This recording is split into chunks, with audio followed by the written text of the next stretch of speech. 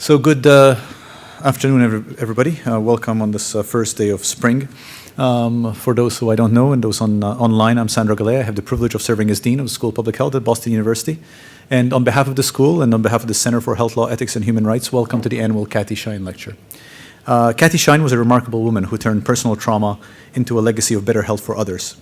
When she was in hospital recovering from an asthma attack, she was restrained against her will. This experience led her to become an author and advocate for patients' rights. Her work connected her with our faculty, particularly Professor George Annis, who is here, who is the director of our Center for Health Law, Ethics, and Human Rights. Professor Annis would cite her experience when he argued in the New England Journal of Medicine for the right of patients to refuse restraints. I think Cathy Shine really continues to inspire the conversation about protecting the human rights of patients, and we are always very grateful to the Shine family who are with us here today, who have established this lecture. Thank you. Professor Wendy Mariner, who's a faculty in Health Law Policy and Management and in the Center, will introduce our speaker. Wendy.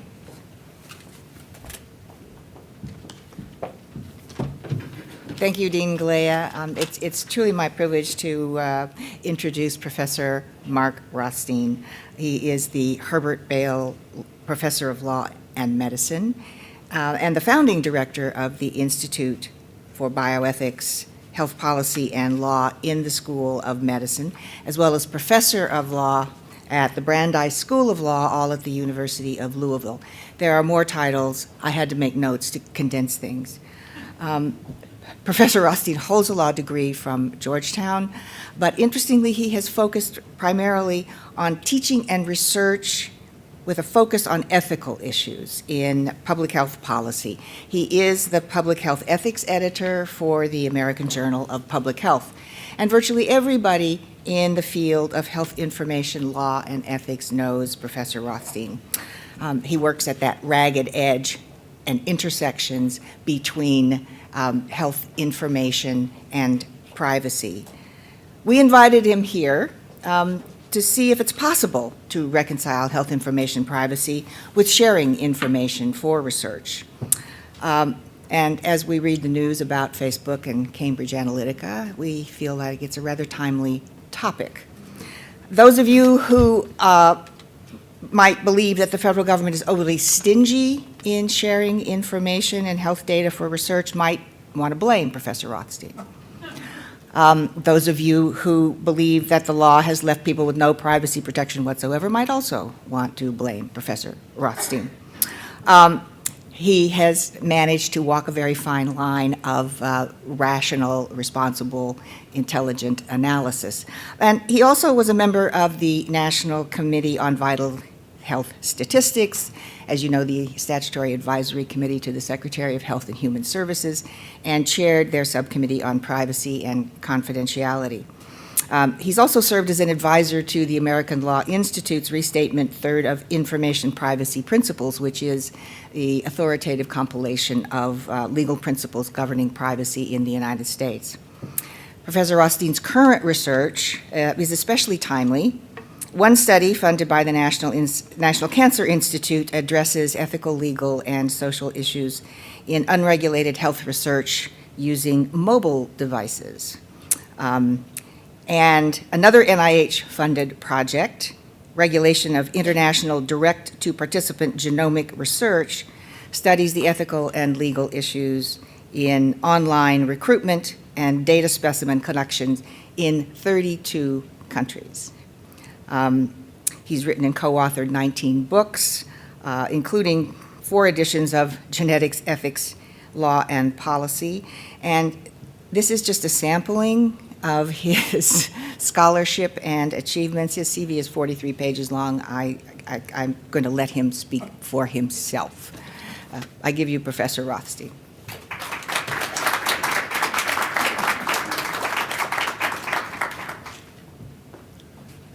Thank you, Wendy, and good afternoon, everyone. It's really a pleasure to be here.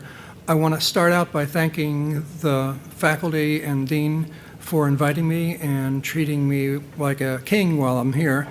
I also want to acknowledge Dr. Shine and Mrs. Shine for their generosity in funding this lecture series. It's really a great honor to be a part of it. So, let me begin by taking a little bit of a detour into my topic and mention the significance of inviting someone from Louisville to come to Boston to talk about privacy. And what I'm referring to, of course, is the greatest authority of privacy in the United States and arguably in the world still, and that's Louis Brandeis, who was born in Louisville on November 13th, 1856, who went to high school in Louisville, and after what we would call a gap year in Germany, enrolled in Harvard Law School, practiced law in Boston, and then joined the Supreme Court in 1916 when he was appointed by President Woodrow Wilson. This is Brandeis' boyhood home at 310 East Broadway in Louisville. My office is at 501 East Broadway, across the street and down one block, and I could see his house from my office if they would only tear down the building that's across the street from my office, and they've so far declined, and I don't know why that would be. This is the historical marker when his home was designated a historic site. You might want to know that today it is the dermatology clinic at the medical school. And if you know anything about Brandeis, I think he would like that because he was sort of a no-frills person, and an important practical use would certainly appeal to him. This is the law school, the University of Louisville's law school, the Brandeis School of Law, that is named after Brandeis. When this building that you see here was being planned in the 1930s, Brandeis actually did the drawings for his final resting place and that of his wife. He designed the crypt where he would be buried, and the building was completed in 1938. He left the court in 39, died in 1941, and his wife Alice died in 1945. So this is the site of his grave. And here's the cornerstone, of course, and that's Justice Brandeis, and that is his wife. And I've got another picture that's a close-up. That's I think interesting, and you can't see the names because of the photography, but here on his on Alice Brandeis' grave marker are some coins. And in the Jewish tradition, when you visit a grave, you sometimes bring a small stone or coins to leave as a remembrance that you were there. Now, on Brandeis' site, you can't actually figure out what that is, but I'm going to tell you. That is a box of animal crackers. And animal crackers were one of Brandeis' favorite snacks, and so during exam period, the students will sometimes put boxes of animal crackers on his gravesite for good luck. Now, I haven't done a study to determine whether that actually works, but I can tell you that the squirrels on campus think it's a very good idea, and that's why this is ripped at the top. Brandeis is famous for privacy in the U.S. and throughout the world, really, but he only wrote two things on privacy in his entire career. A famous law review article in 1890 in which he argued for there to be a right to privacy at common law that would allow breaches to be redressed through the courts by citizens to sue the alleged transgressors. And then much later, in 1928, in his majestic dissenting opinion in Olmsted, where he argued that individuals should be free of invasions of privacy under the Fourth Amendment when done by the government. So the one article on sort of the private sector invasion of privacy and the other on the public sector. And if you're interested in privacy, these are relatively short. You could read them both in an hour or two at the most. I'm going to talk this afternoon about these 6 things. What are the key concepts and key questions around health privacy? I'm going to take up the issue of, is there too much or too little informational health privacy? I'm going to talk also about the HIPAA privacy rule. This might be a time to check your email or to see if you have any text messages. Number 4, I'm going to talk about the issue of compelled disclosure, which is often overlooked. We tend to think of privacy violations as being some nefarious act, and most of these are actually consensual. Number 5, I'm going to talk about the special challenges for the 21st century. And finally, I'm going to try to answer the question of whether young people care about health privacy, and to also take up the issue of, if they don't, why should anybody care? And maybe we're through with that issue. So what are the key concepts? Privacy is sometimes confused with the right to privacy, but privacy as such is, in my favorite definition, a condition of limited access to an individual or information about an individual. This afternoon I'm going to be talking about informational privacy. And then the right to privacy really refers to the ethical and legal principles applicable to this ability to control access to his or her person or information. Confidentiality sometimes is listed as being a subset of privacy. I like to regard it as a sort of a separate issue. And confidentiality is a condition in which a possessor of information that's disclosed within a confidential relationship has a duty not to redisclose it. And this applies specifically to professional relationships such as doctor-patient, lawyer-client, and so forth. And then there's security, which I think conceptually is the easiest, even though practically it may be the hardest. Conceptually, it basically means the devices that allow access to people who are supposed to have access to it and deny access to people who don't. But when you get into the specifics of encryption and all the computer technology that protects security, you can see it's very complicated.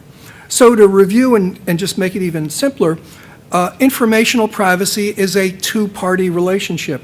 It's how information that is about and in the possession of individuals gets to someone else. They may give it up voluntarily, it may be extracted from them, but basically it's a two-party relationship, and it goes from, well, okay, it goes from A to B.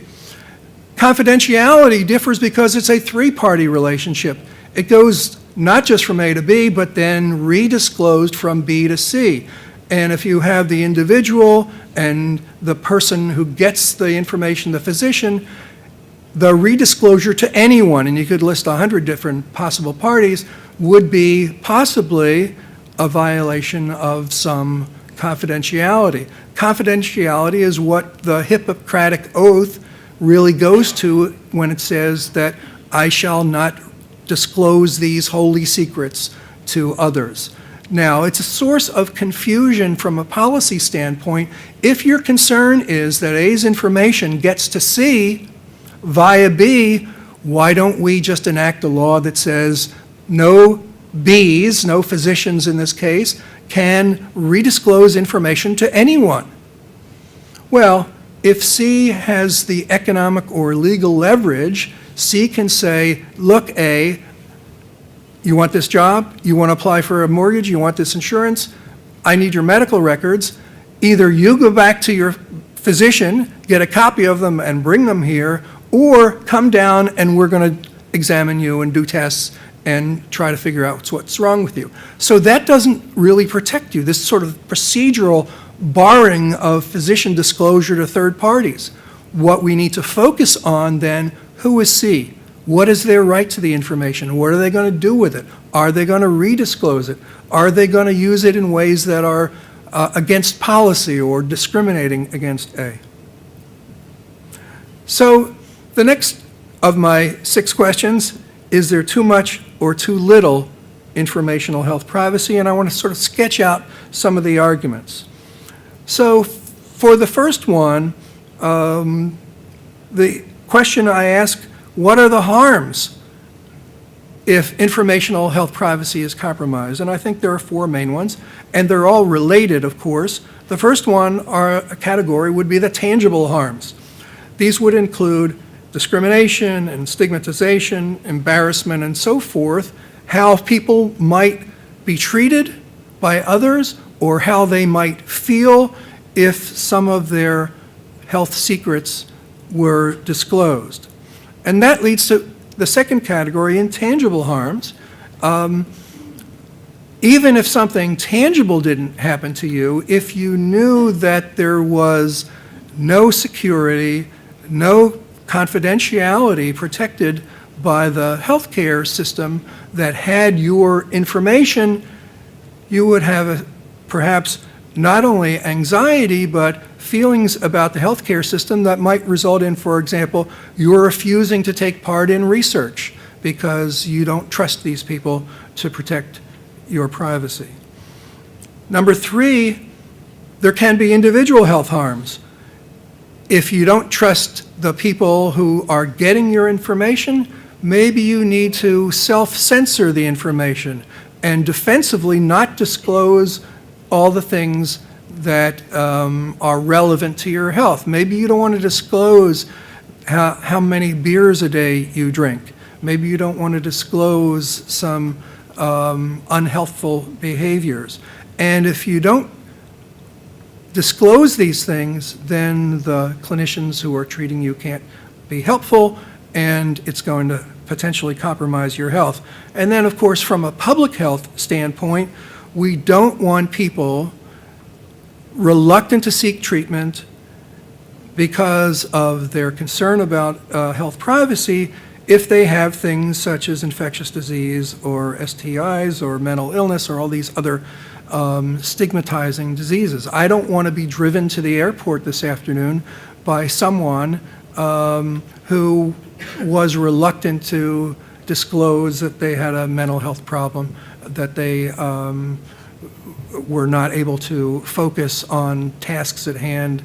Maybe they have a substance abuse problem. I don't want to go to dinner tonight, wherever I might have dinner tonight, where someone has hepatitis A and they're afraid to enter treatment. And you can see all the public health implications. Now, on the other side, there are people who think that there is too much emphasis on informational health privacy, it's too expensive, and it interferes with other things that are important. And I put just three of the issues that I'm currently working on. One issue is whether we ought to warn at-risk relatives that their relative has a diagnosis of a genetic condition, or maybe just had genome sequencing that suggests an increased risk of something in the future.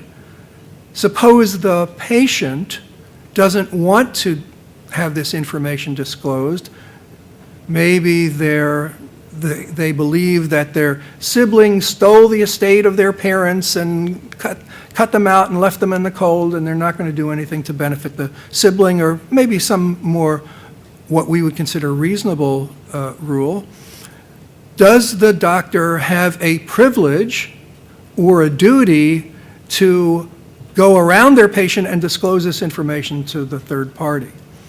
And there are many people who believe that physicians do have this. I do not agree, and I think it clearly violates the HIPAA privacy rule, but that's a topic for a few more minutes from now. Another one is warnings to relatives or friends of individuals with substance use disorder or serious mental illness. After the Newtown shootings, Congress had a series of hearings on the issue of whether the HIPAA privacy rule was actually causing these kinds of events, because psychiatrists and other mental health professionals are not able to share the information to warn the police, the loved ones, and so forth.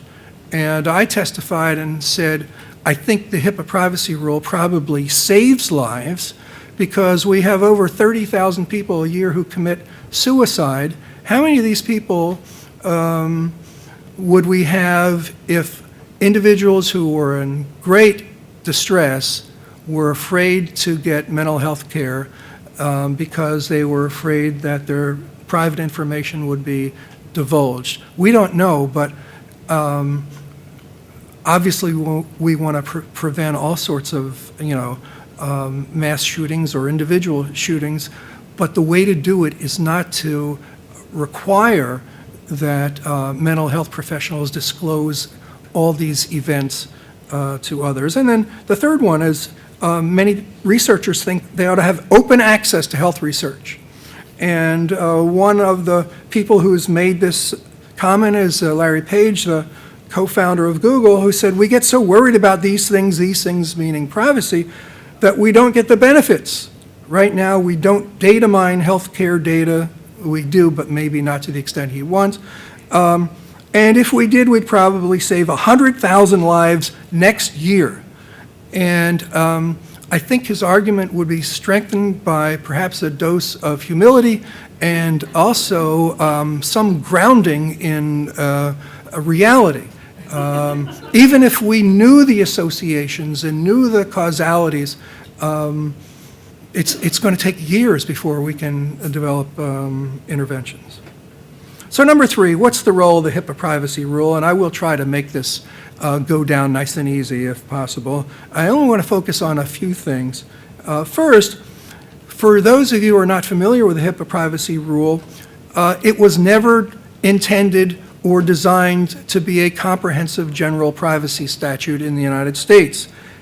It only acquired that through a lack of attention by Congress. So in other words, HIPAA stands for Health Insurance Portability and Accountability Act. It was enacted in 1996 by a bill that was drafted by Senator Kennedy from Massachusetts and Senator Kassebaum from Kansas. And the problem that they wanted to address was, in those days, if you had an employer-sponsored group health plan with employer number 1 and wanted to go to employer number 2, employer number 2's benefits people were likely to say, well, you've got prior diagnosis of asthma, or your child has this disease, and they are going to be considered pre-existing conditions and not subject to the health plan. And that was what was called job lock. You couldn't afford to go elsewhere because you couldn't get important medical bills covered. So the bill that they drafted said, when you change jobs, you should be able to not be disqualified from benefits. Well, during the debates about this, the health insurance industry went to the sponsors and said, look, this is going to cost us a lot of money to comply with this by not screening out these people or attaching pre-existing condition clause waivers. We will not oppose your bill if you allow an amendment that would say when bills are submitted electronically for payment, they have to all be done in the same standard format. We get hundreds of different kinds of bills. It's costing us a fortune to do this. If they were standardized, we'd save the money that we're going to lose by your bill. And the drafter said, okay, we'll add that. And that is the administrative simplification title of HIPAA. But then, right before final drafting, I said, we've just approved sending electronically everybody's medical records all over the country. By the way, we have no law that protects that information. So we will, within 3 years, enact a statute that will deal with that. And just in case we don't get around to it, we will direct the Secretary of HHS to do so. Well, Congress, surprise, did not get around to it, and the responsibility fell to HHS. But the key thing is the statutory authorization was keyed to this insurance portability, and therefore the only covered entities are healthcare providers, health plans like health insurers, health clearinghouses, the companies that sometimes aid providers in putting transactions in these standard formats and submit them, and as amended, their business associates. So it has a very limited applicability. And it also is not a consent statute. and regulation. It's a notice. So when you go to a new healthcare provider, you will be offered or be given a notice of privacy practices telling you what they're going to do, not asking you what they're going to do. And so there are three main categories, at least initially, that these covered entities can use and disclose information without your consent or authorization, and they are treatment, payment, and healthcare operations. And in treatment, the rule is that any provider can get access to any information. There have been proposals that role-based access should be applied, that all providers should not be able to get access to all information. When you go to the emergency department because you fell down and broke a limb, either in sport or on the ice, those people shouldn't be able to see things that happened 20 or 30 years ago that you took to the college health service and had a complaint that's totally unrelated to this that maybe today is embarrassing. They shouldn't see that there was an incident of domestic violence, for example, that you reported about a former boyfriend 25 years ago. Now, the answer to that, of course, is that doctors don't have the time or the inclination to be trolling your health records to look for sensitive information. That may be true, but the fact that they could is disquieting to many people. And maybe there ought to be tighter controls. And the tighter controls would be what's called the minimum necessary standard, which applies to payment and operations, but not treatment. So in payment, when you submit payment, you can only submit the information that's relevant to the claim, and that's valuable. But there's a problem here as well. And let me tell you a little bit about some of the students that I teach. Humana, the large health insurance company, is based in Louisville, and over the years I've had many of their sort of middle management people who are going for a PhD, and periodically when they're in my class I would ask them, well, if I filed a claim, how many people at your company would either need to see it or would have reasonable access to my claims information? And the numbers varied by their estimates, but it was always 100 or more.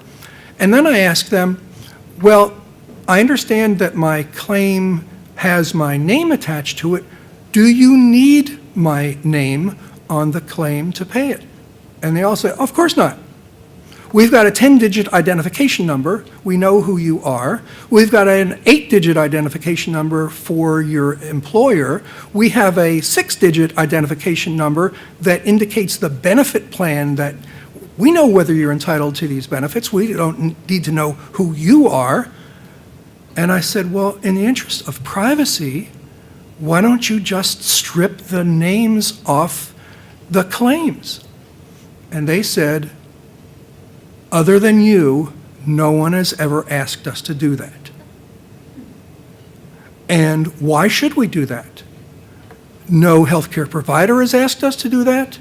No patients have collectively asked us to do that. No regulator has asked us or demanded that we do that. And it would cost money. Why should we spend money that we don't have to spend? And I asked, well, how much are we talking about? Is this a big ticket item? So actually, not really. What we would have to do is we'd have to redo some software, have some training, have some follow-up. It's going to cost us something, but it's affordable. But we don't have to do it. Nobody cares about it other than you, crazy Mark. And so we're not going to do it until we have to. And then the third one, treatment, payment, healthcare operations, is an extraordinarily broad set of things, such as general administrative practices, health plan underwriting activities. And in these areas, you don't need the names of the individuals either. Is that it? No, it's not it. There are 12 other areas in which healthcare providers have a privilege to disclose information without the authorization or consent of the individual. And let me just take you through one of them. That would be number 2 for public health activities.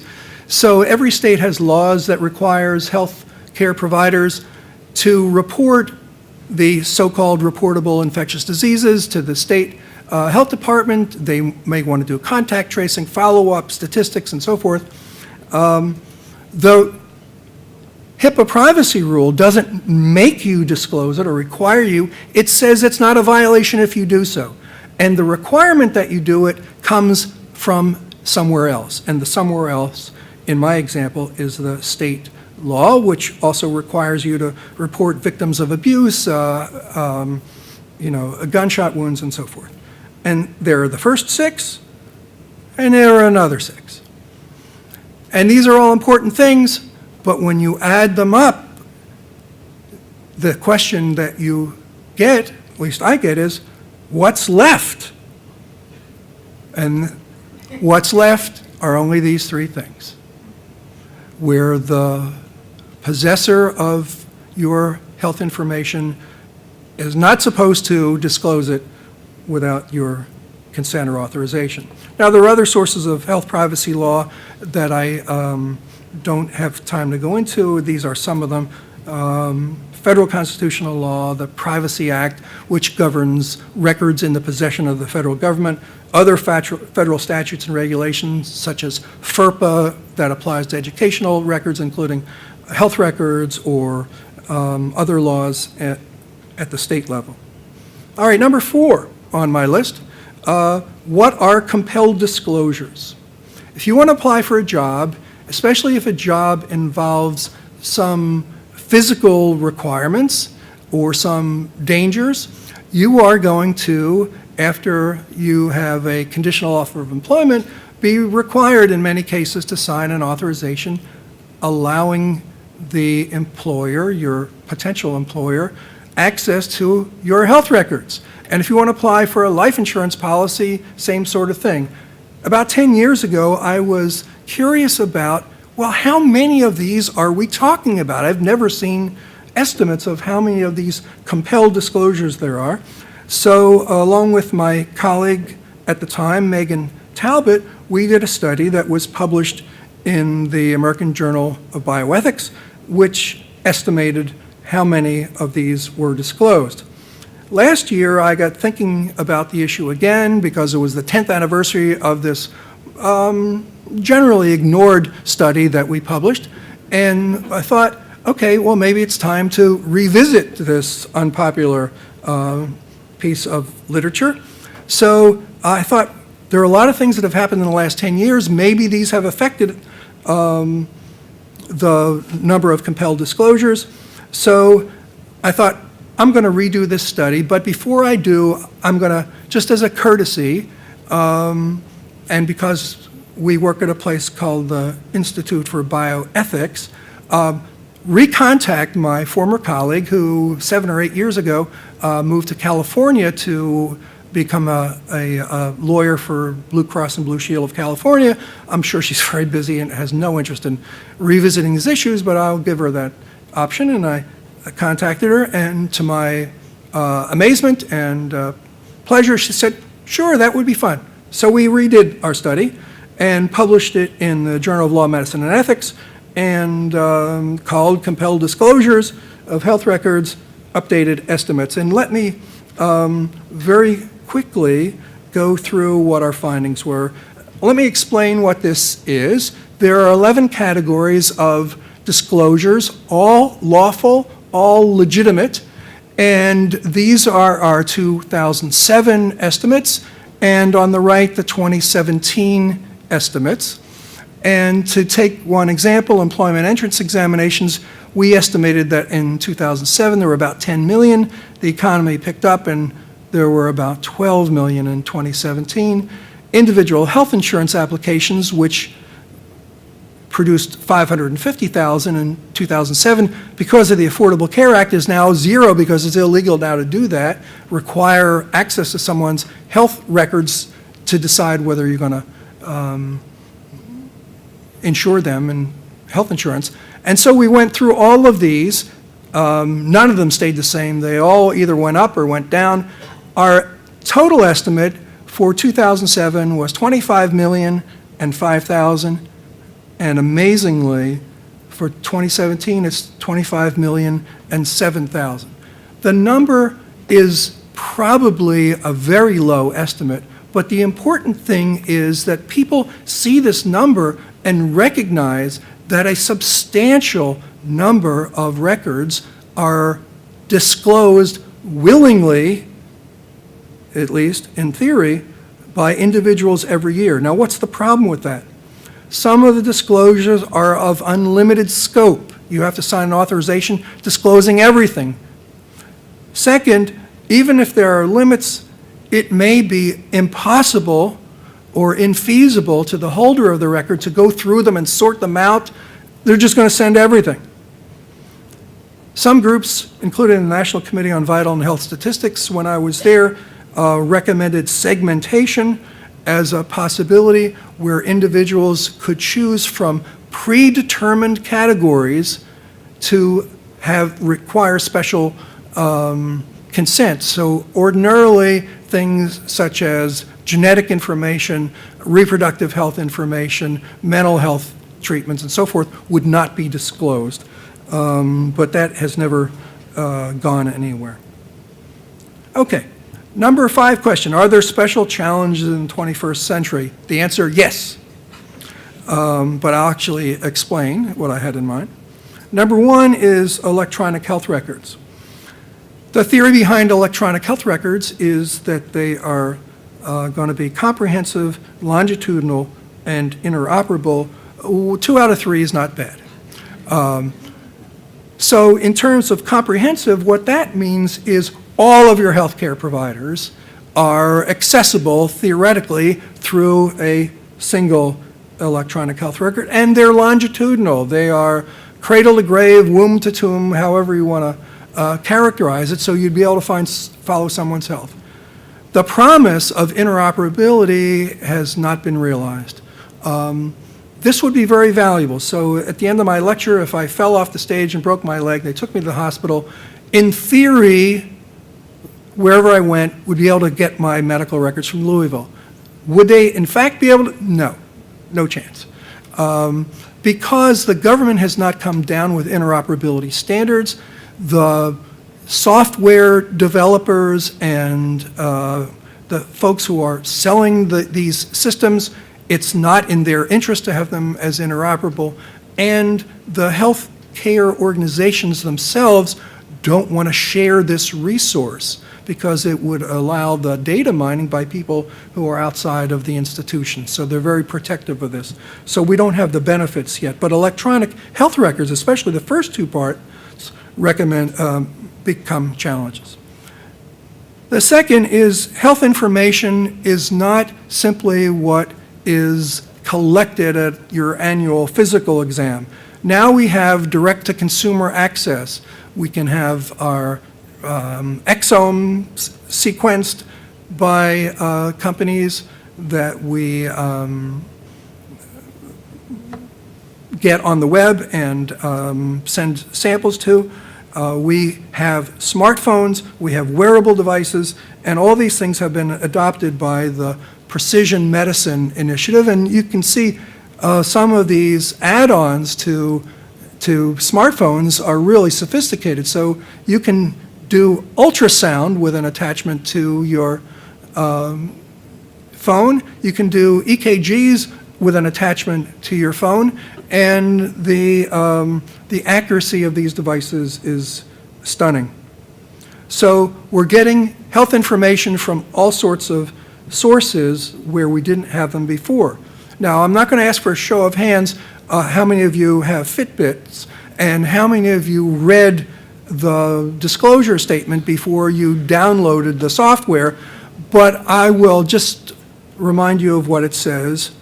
Subject to Fitbit's adherence with the privacy settings you select, and I would add parenthetically, and subject to change by us at any time we want, you hereby grant to Fitbit a perpetual, irrevocable, non-exclusive, worldwide royalty-free license with a right to sub-license to reproduce, distribute, transmit, publicly perform, publicly display, digitally perform, modify, create derivative works of, and otherwise use and commercially exploit any text, photographs, or other data and information you submit.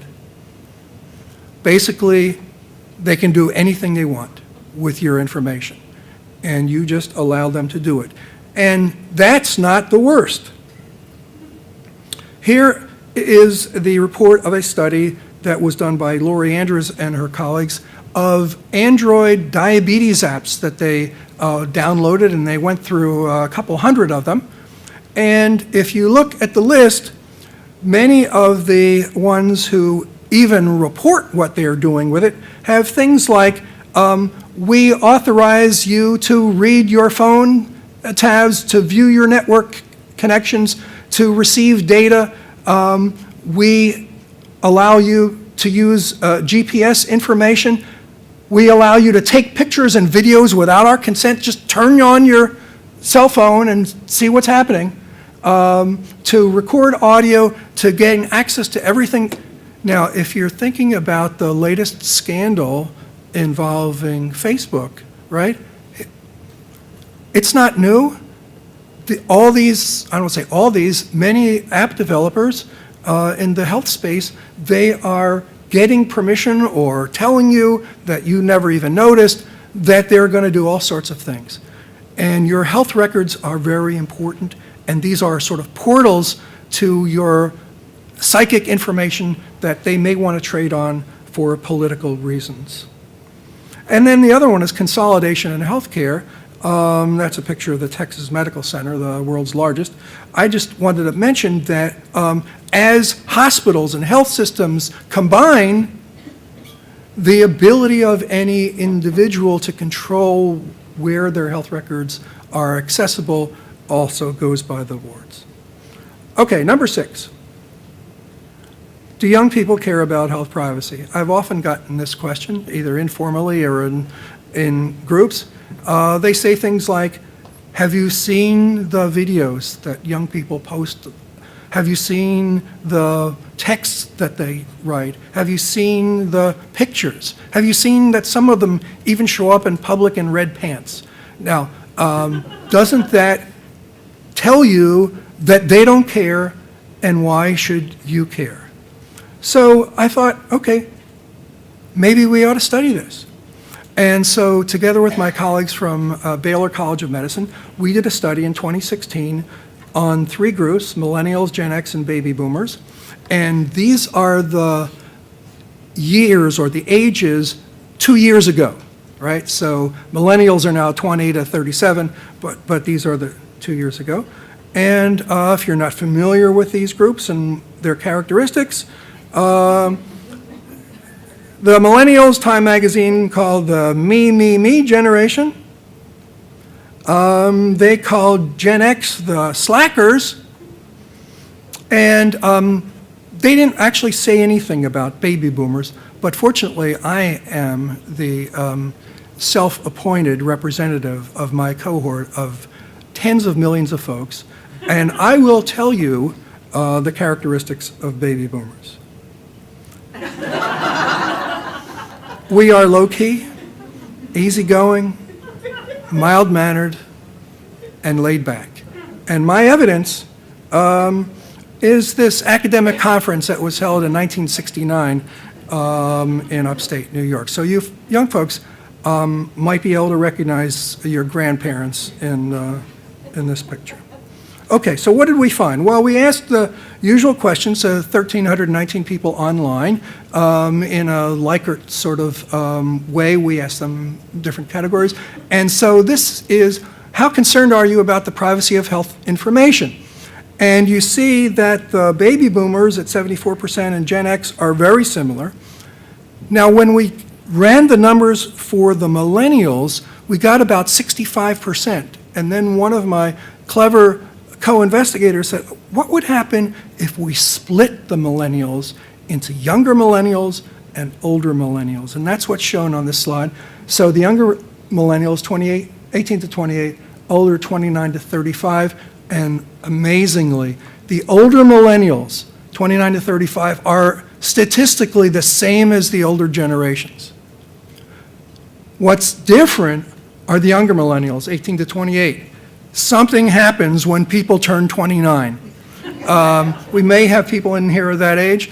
I've got my own guess, right? You're out of school, you've got jobs, you may be starting a family, you've got a mortgage, maybe your health is not as good as it was when it was 20, you've got something in your medical records. Now you're more mature and you're saying, well, maybe I ought to be careful about who sees all that information. We ask them, how concerned are you? Has that increased over the past 10 years? And you see, we didn't break down the millennials here, but all groups were concerned that things have gotten worse. And then we asked them, among other things, well, what things concerned you the most? Identity theft, discrimination, etc. They're very similar for all things, except in two areas: employment loss, where the red represents the baby boomers, and they're approaching retirement age, may be retired, not so concerned about that, and are much more concerned about the financial loss.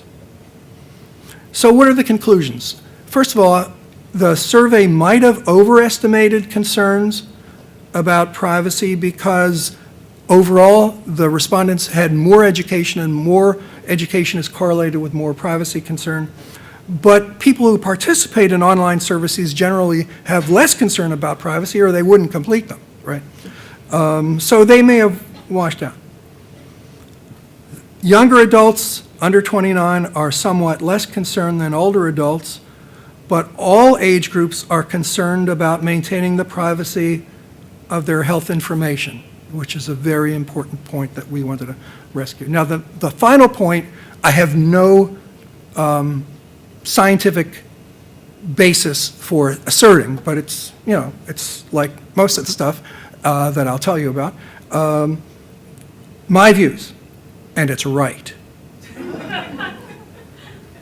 The age-based difference is not a generational difference, but a life cycle or life stage difference. I bet you that the 20-year-olds, when they become 40, are going to act much like the 40-year-olds of today. So it's not as Gen X goes through life, they're going to be as free with their health information as they are now.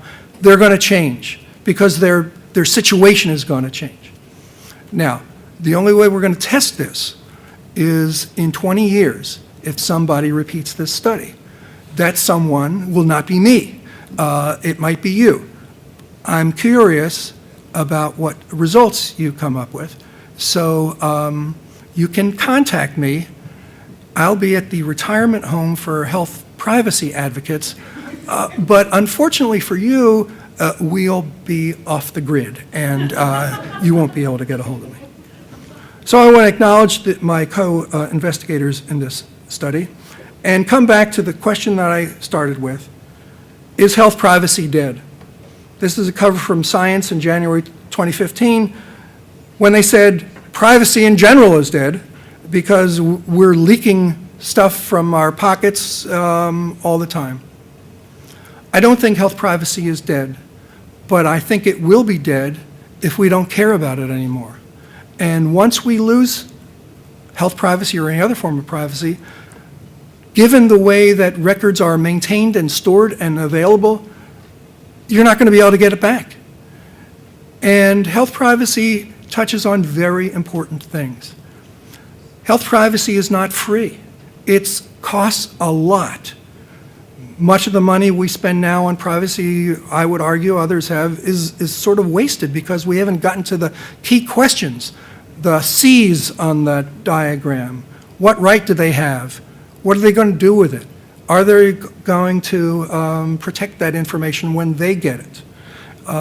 Health privacy is going to interfere with to some degree with research. It's going to interfere to some degree with clinical care.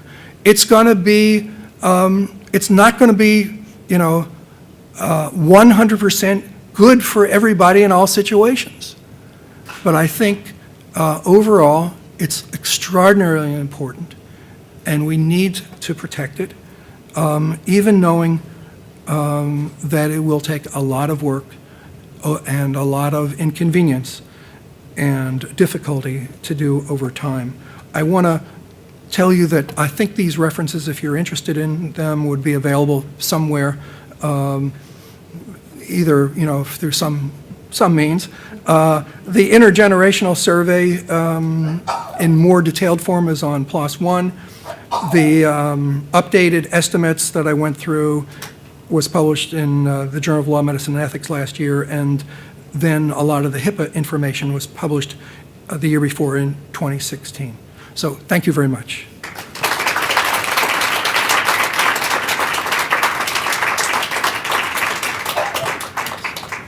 I've left some time for questions or political statements disguised as questions. I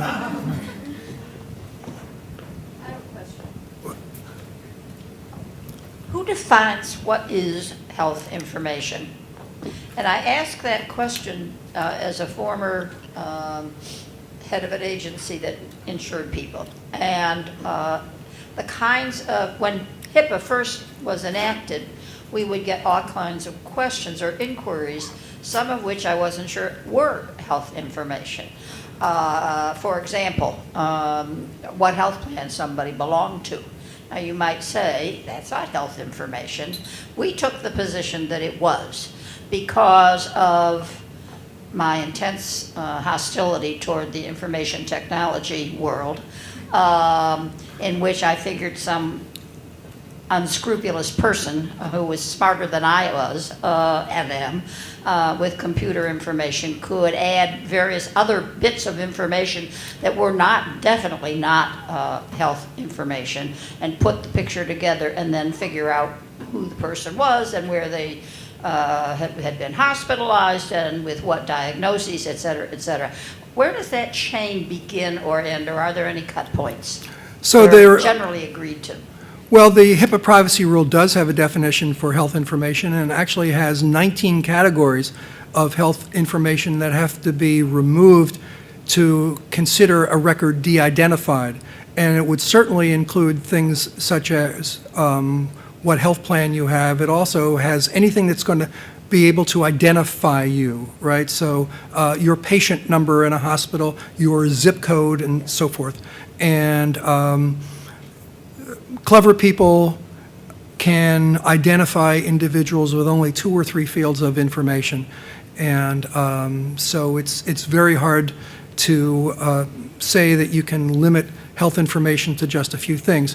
One of the things that does concern me now, and this is sort of motivated by the emphasis on precision medicine, and that is to bring into the health realm all these other things because they might have some significance for research in the future. So in other words, your consumer purchases, your credit history, your habits, your geolocation information from all these things. So when you put all this stuff together and aggregate it and then analyze it, it presents a very exquisite picture of who you are.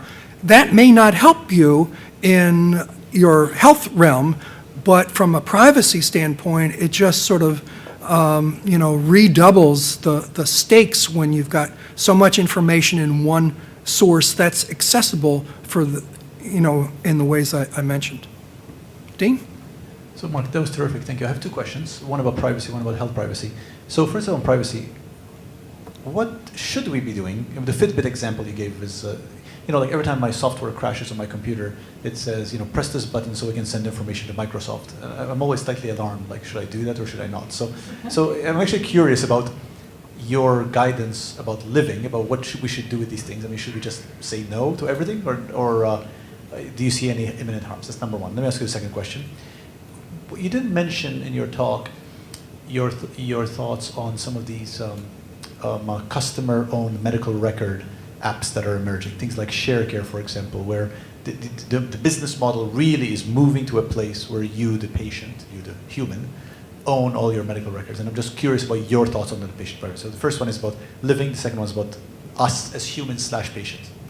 So the question that you raised first about should I consent to the downloads, I think that's one of the reasons why we don't value health privacy so much and just download these health apps, is because we're in the habit of click-through consent for all these sort of innocuous downloads, right? We want the new version of this or the new version of that, and it's only a word processor or something, and we get the same sort of software queries when we are downloading software from some health app, whose business model may be to sell your information to researchers, marketers, who knows who wants that information. So that's the answer to the first question. The second question is, I think the model that gives patients control of their health records is going to crash into the slides that I showed on all these individuals and entities who have a legitimate interest in your health information. So if you have someone who's applying for a job, let's say to be a firefighter, the fire department and the people who might be saved have a legitimate interest in knowing that the firefighter is in good health, that it doesn't have a history of respiratory disorders, doesn't have a history of cardiac disorders, and so on and so forth, and can do the job. And if they are going to allow you to filter the information that you're going to give for all these disclosures, it's not going to work. So what they're going to do is, the hell with what records you have, come on in and we're going to examine you. So there's a value to that. It is valuable in terms of disclosing information for research purposes, has other values, but I don't think it's the answer to our health privacy concerns. Hey, Mark. Wonderful talk. Thank you. Thank you. As you know, there's an evolving consensus, at least on the West Coast, that precision medicine is where we're going, that privacy is pretty much dead, and that the more data, the better. And many institutions are eagerly filling out their biobanks and linking them to electronic health records, thus blurring the lines between clinical care and research, advocating for the learning healthcare system, which will immediately turn research findings back into clinical insights. And this is all being packaged as a good thing. And as you know, at Geisinger, they've got something like a 92% uptake rate on this, where Regeneron gets all the IP. So there is some merit to that. The more data you have, the more prediction you can do, and the more you can move our totally dysfunctional healthcare system from reaction to perhaps proactive prevention and all the things we'd like to do. In this scenario, privacy advocates are often seen as obstacles. Really? I've never felt that. I know. I know. So how do you reconcile with those sentiments when you're confronted? Because I'm sometimes, believe it or not, I'm sometimes on your side, and I'm in these arguments, and I'd love to hear how you handle those types of concerns. Well, the first thing that I would mention here, and I mention throughout, is I'm a consumer of health care. My loved ones are consumers of health care. I am in awe of researchers who have done amazing things. When I began working in the genetics field, kids with CF didn't live beyond their 10th birthday. And now they are, in many cases, reaching middle age. And some of these terrible disorders that we just said there's nothing we can do for you, now we have amazing cures. So I don't want to stop that. But what I want to try to do is strike a balance and not forget that there's a people side to this, and that all data accumulated and organized are not necessarily valuable all the time. And you run into this sometimes in approving research, where people say individuals should not have the right to informed consent in research, because if you require informed consent, it's going to have a consent bias or selection bias on who's in the sample.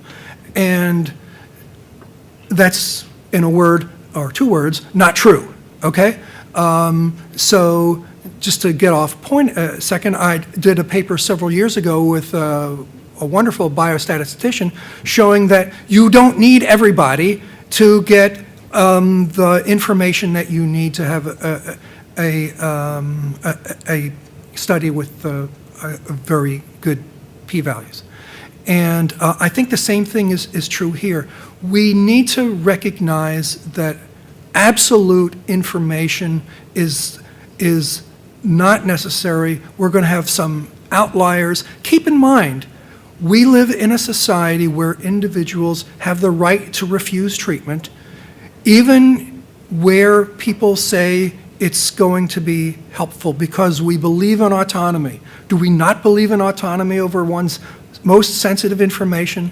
That we ought to free the data, that individuals, health records are no different than any ones and zeros in any field, and that any computer scientist should have access to them because they might stumble on something. I don't believe that. I think there's a middle ground, and we need to work through what reasonable disclosures are going to look like.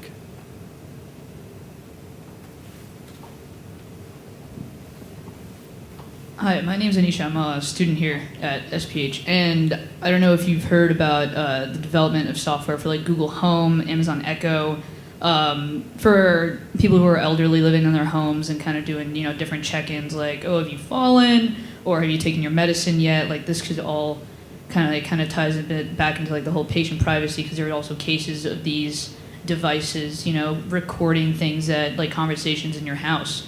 But to have this sort of software and hardware in the home, you also have to give them access to your patient data, like how old you are, what kind of ailments you suffer, and you have to have these check-ins. Have you looked into, I don't know, like the laws or the rules that would go behind actually implementing the software?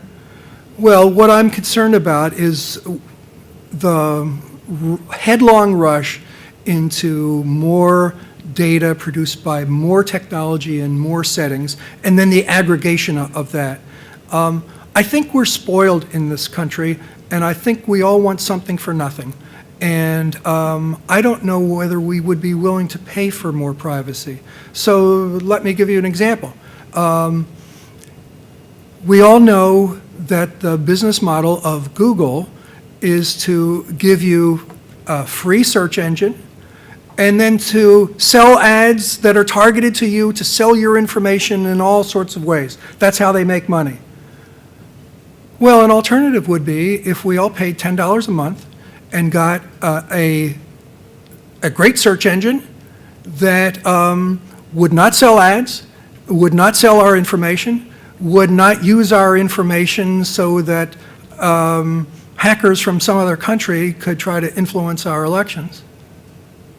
Would you pay $10 a month to do that? And I don't think people would. And that's part of the problem. We want something for nothing, and then are unhappy that there are consequences that we should have foreseen at the start. And so we need to have a much more realistic view of what people are doing with our information and how that could be harmful to us, and what we need to be doing as, smart consumers and patients and so forth.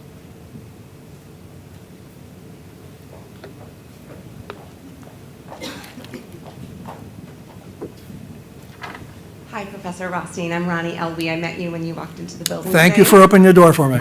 Directed you to Professor Mariner. Thank you for doing that too. I just wanted to say I really enjoyed your talk, and I'm a researcher in health, law, policy, and management, but often in these kinds of situations, I put my parent hat on. And so I wanted to present something that is probably a little controversial, but extremely important, and it's on one of your earlier slides, which is what are some of the potential harmful effects of patient privacy, and I just wanted to bring up medical decision-making. I have a son who's 16 with a very rare genetic neuromuscular disorder, and we don't have the luxury of 10 or 20 years of research in this area. And I find myself regularly in conversations with physicians and surgeons making decisions that are truly experimental for him, but may have been done on other people with different conditions.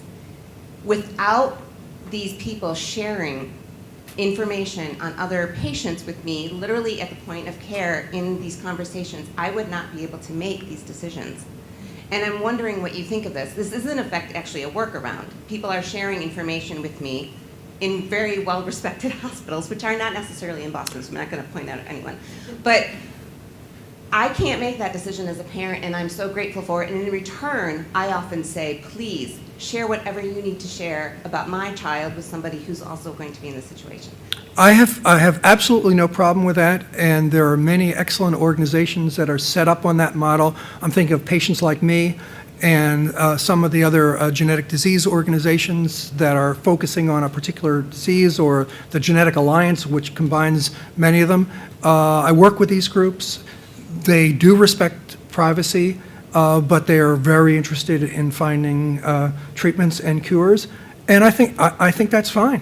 What concerns me are the misuses of the information and the people who don't realize all the harm that can befall them when they by rote download software from vendors and app developers that they don't know anything about.